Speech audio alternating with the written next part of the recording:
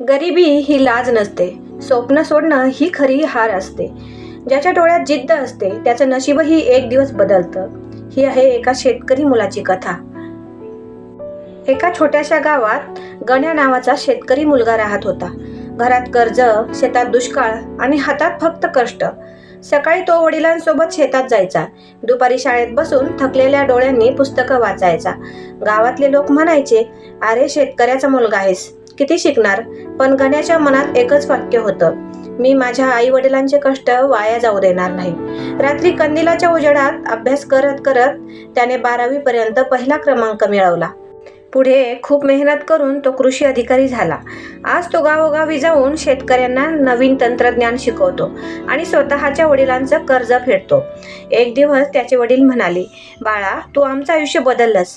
गण्या हसून म्हणाला, बाबा, मी नाही, तुमचे कष्ट जिंकले. कथेचा संदेश आहे, परिस्थिती गरीब असू शकते पण स्वप्न कधीही गरीब नसतात.